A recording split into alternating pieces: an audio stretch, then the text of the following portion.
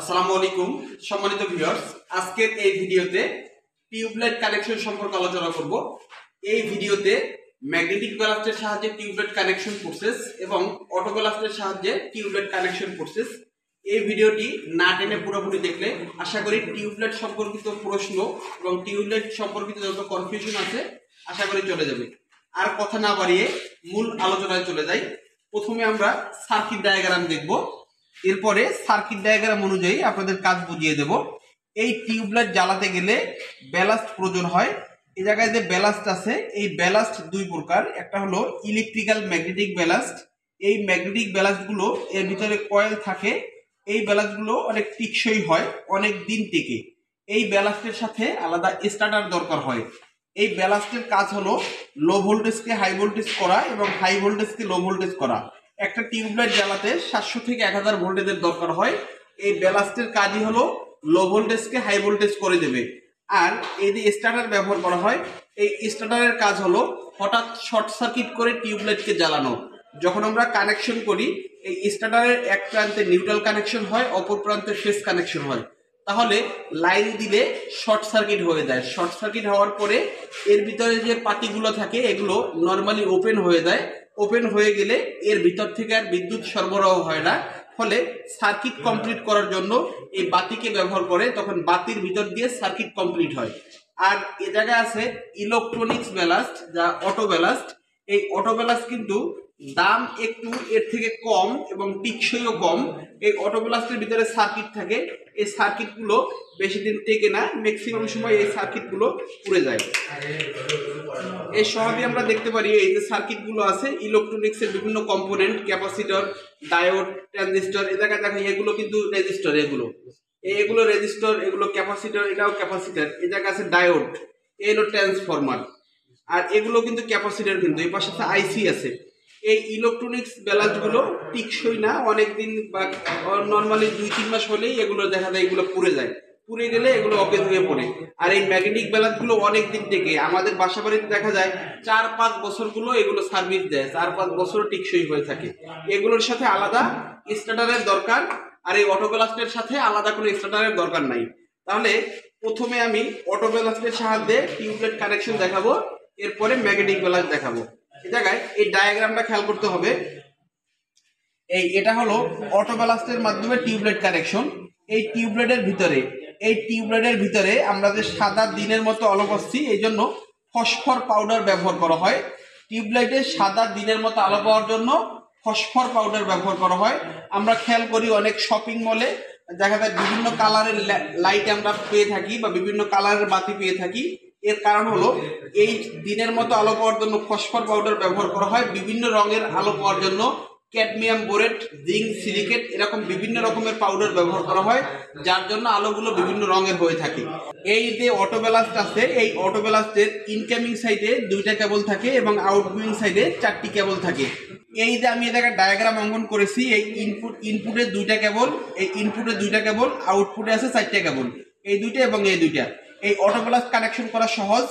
এই 2টা কেবল টিউবলাইটের এক প্রান্তের ইলেকট্রোডে চলে যাবে এবং এই 2টা কেবল টিউবলাইটের অপর ইলেকট্রোডে চলে যাবে।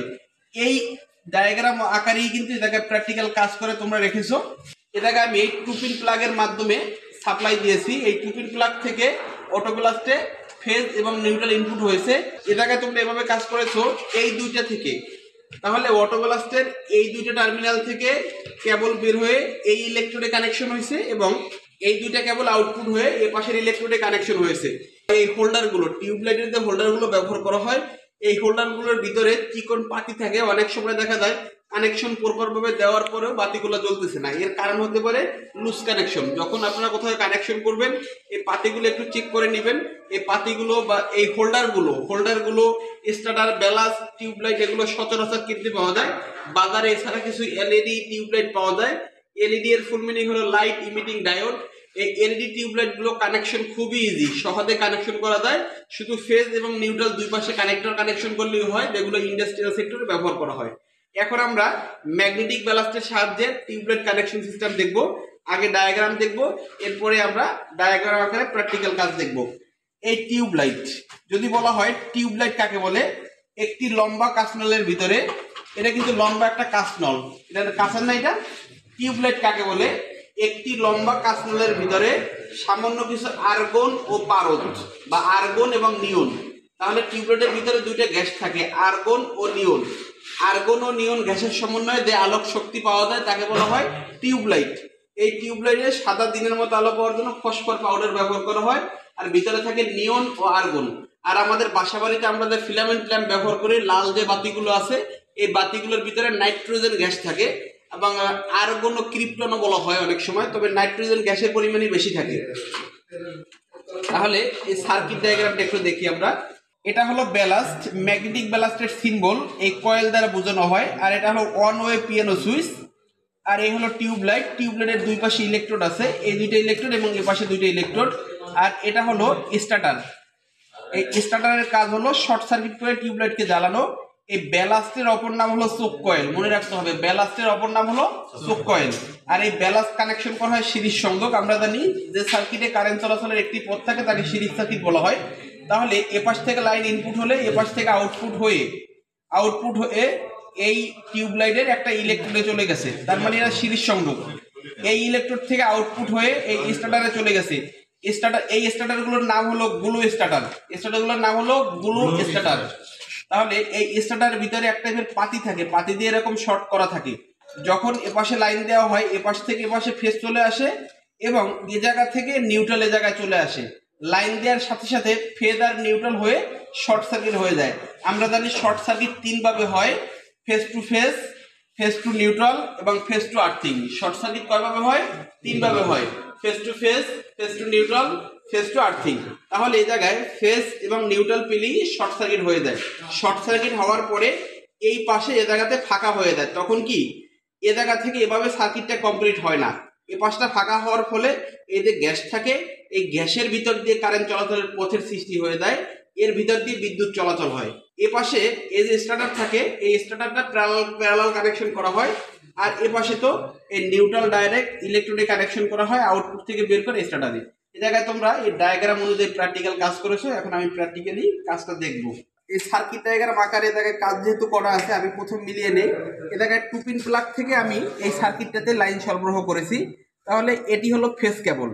এই ফেজ কেবল এ জায়গা থেকে সুইচ ব্যবহার করা হয় নাই, টেম্পোরারি করা হয়েছে। তাহলে ইনপুট করেছি আমি এ জায়গায় ব্যালাস্টে। তাহলে এই কেবল থেকে লাইন এনে এই ব্যালাস্টে ইনপুট করেছি। এই যে লাল কেবল যেটা আছে এইটা কিন্তু ফেজের জন্য ইনপুট করা। চেষ্টার সাথে দেখাইতেছি, এ জায়গায় কিন্তু লাইন আছে, তার মানে এ জায়গায় ফেজ কেবল ইনপুট হয়েছে, এই ব্যালাস্টে ইনপুট হয়েছে, আউটপুট থেকে বের হয়ে টিউবলাইটের এক ইলেকট্রোডে চলে গেছে। তাহলে এই ব্যালাস্টের আউটপুট থেকে এই কালো কেবলটা বের হয়ে এটার সাথে কানেক্টেড হয়ে এ জায়গায় টিউবলাইটের এক প্রান্তে চলে গেছে। এই টিউবলাইটের ইলেকট্রোড থেকে বা হোল্ডার থেকে আউটপুট হয়ে বের হয়ে গেছে স্টার্টারে। এই জায়গায় স্টার্টার দেয়া আছে, এই যে লাল কেবলটা দেখা যায় স্টার্টার থেকে আউটপুট হয়েছে, এই তারটা চলে গেছে এই হোল্ডারে চলে গেছে। আমরা সার্কিট ডায়াগ্রাম অনুযায়ী কাজ কমপ্লিট করেছি। আর এই হোল্ডারে ডাইরেক্ট এ জায়গা থেকে নিউট্রাল কানেকশন করা হয়েছে। এই যে নিউট্রালের যে তারটি আছে, যদিও দুইটা লাল তার, যখন আপনারা এক জায়গায় স্থায়ীভাবে কাজ করবেন অবশ্যই এ জায়গায় মার্কিং রাখবেন। এ জায়গায় আমার স্টুডেন্টরা প্র্যাকটিক্যাল কাজ করছে সাময়িক সময়ের জন্য, যদি ওই জায়গায় মার্কিং করা আছে। এ হলো কালো টেপ, এটা হলো নিউট্রাল, আর এটা হলো ফেজ কেবল। এ জায়গা থেকে নিউট্রাল ডাইরেক্ট ইলেকট্রোডে কানেকশন হয়েছে, আর ফেজটা এই ব্যালাস্ট হয়ে এই ইলেকট্রোড ঘুরে স্টার্টার ঘুরে এরপরে সার্কিট কমপ্লিট করেছে। সম্মানিত ভিউয়ার্স, আশা করি সার্কিট ডায়াগ্রাম অনুযায়ী প্র্যাকটিক্যাল কাজ দেখতে পেরেছেন। এরপরে যদি কেউ কোথায় বুঝতে সমস্যা হয় কমেন্ট বক্সে অবশ্যই লিখবেন, পরবর্তীতে ওই বিষয়ের উপরে ভিডিও তৈরি করার চেষ্টা করব। এই টিউবলাইট কানেকশন সিস্টেমটা খুবই গুরুত্বপূর্ণ কানেকশন। ম্যাক্সিমাম ইলেকট্রিশিয়ানরাই এই কানেকশনটা ভুল করে, কেননা যদি আপনি সার্কিট ডায়াগ্রাম মাথায় রাখেন সহজেই কানেকশন করতে পারবেন। যদি কাজ মুখস্থ করেন এই কাজ আপনার মনে থাকবে না। অনেকেই অনেকগুলো কেবল দেখে বিভ্রান্তে পড়ে যান, আসলে কাজ কিন্তু সহজ। টিউবলাইট জ্বালাতে মূলত দুইটা ইকুইপমেন্ট প্রয়োজন হয়, একটা হলো ম্যাগনেটিক ব্যালাস্ট, একটা হলো স্টার্টার। আর যদি অটো ব্যালাস্ট ব্যবহার করেন তাহলে সংক্ষেপে কাজ করতে পারবেন, কানেকশন খুবই সহজ। আর যদি এলইডি টিউবলাইট গুলো ব্যবহার করেন এগুলোও কানেকশন সহজ, শুধু দুই পাশে কানেক্টর কানেকশন করলেও হয়, শুধু ফেজ আর নিউট্রাল, আর এই ব্যালাস্টের কোনো ঝামেলা থাকে না। আজ এ পর্যন্তই, ধন্যবাদ সবাইকে, আসসালামু আলাইকুম।